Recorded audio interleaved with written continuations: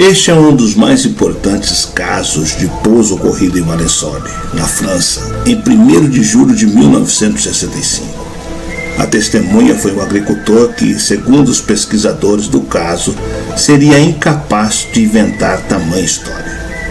Esse encontro é um dos casos mais conhecidos de encontros do terceiro tipo ocorridos na França, onde um fazendeiro provençal afirmou ter visto um OVNI e 2 seres humanoides. Embora Valençole tenha vindo a evocar pensamentos de discos voadores da cabeça daqueles que conhecem os OVNIs, este caso é surpreendentemente subnotificado. Mas afinal, o que aconteceu em um campo de lavanda no interior da França nas primeiras horas da manhã de 1º de julho de 1965? Eu sou o Sidney Góes e você está no Placebo. Vem comigo, que no caminho eu te explico.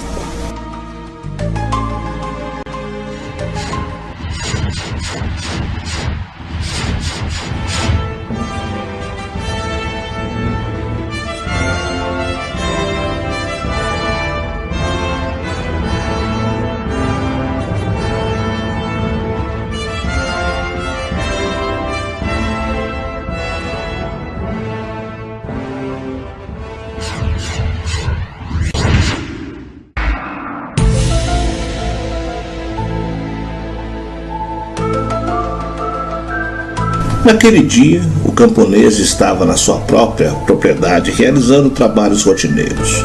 Às 6 da manhã, resolveu fazer uma pequena pausa para descansar. Subitamente, escutou um silvo breve e seco. Fez uma busca rápida com os olhos pelas proximidades, mas nada de estranho encontrou. Intrigado, resolveu fazer uma varredura rigorosa, indo até a direção de onde tinha ouvido o estranho ruído. Chegou bem próximo a um monte de pedras e, quando conseguiu olhar atrás delas, ficou intrigado com o que viu. Era um objeto semelhante a uma bola comum, do tamanho de um automóvel. Curioso, continuou andando na direção do estranho objeto. Observou-se que junto ao artefato havia 2 figuras desconhecidas. Pareciam 2 crianças. O agricultor se aproximou mais 10 metros. Agora, podia notar que 2 seres estavam agachados, um de costas e o outro de frente, olhando para uma das plantas de alfazema. Ainda mais intrigado, o camponês se aproximou mais 1 ou 2 metros. Foi quando um dos seres, aquele que estava de frente, o viu. Pareceu assustado e ambos se ergueram prontamente. Aquele que estava de costas ergueu algum objeto pequeno com a mão direita e o apontou em direção à testemunha. A partir desse momento, uma paralisia total tomou conta do corpo do camponês. Podia ver, sentir, escutar, mas não conseguiu mover sequer um dedo. O estranho guardou o objeto na cintura e começou a discutir com o companheiro. A testemunha conta que pôde assim observá-los melhor. Eram pequenos, de pouco mais de 1 metro de altura. Suas cabeças eram grandes, vestiam um macacão azul escuro e na cintura portavam objetos semelhantes a estojos. Tinham uma pele lisa e um pouco branca. Não tinham pálpebras, mas seus olhos eram idênticos aos nossos. Entretanto, as bocas não passavam de um rabisco e pareciam não ter pescoço. Não tinham nem cabelos e nem pelos aparentes. Durante alguns minutos, os seres se comunicavam entre si, emitindo sons desconhecidos para o agricultor. Mesmo não podendo realizar qualquer tipo de movimento, o camponês conta em seus relatos que não sentiu medo e que os seres lhe passavam sensação de tranquilidade. Então, os 2 estranhos visitantes subiram no artefato por uma espécie de escada que se recolheu em seguida, como uma porta de uma escrivania. A enorme bola tinha em seu piso superior uma cúpula transparente, por onde o agricultor pôde ver por alguns instantes os 2 seres se ajeitando em seus devidos lugares. O objeto começou a subir até cerca de 1 metro do solo e voou indo em direção a algumas colinas. Percorrido cerca de 30 metros, o misterioso aparelho acelerou bruscamente, sumindo em questão de segundos.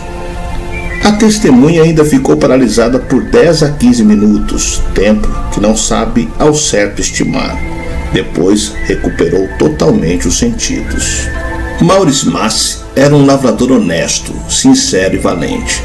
Durante a Segunda Guerra Mundial fez parte do movimento de resistência francesa, demonstrando grande coragem. Durante investigações posteriores, foram constatadas marcas produzidas pelos trens de aterrissagem e uma marca no centro produzido pelo pivô central.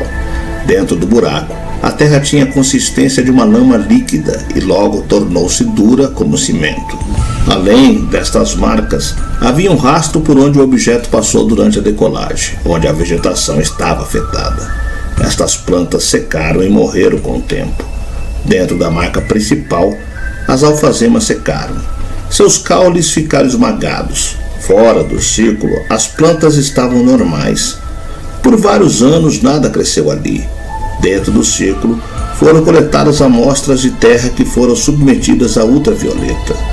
Tal exame revelou que estas amostras tinham uma taxa de cálcio muito acima do normal na região. Além da vegetação local, o Sr. Mas também sentiu os efeitos daquele avistamento.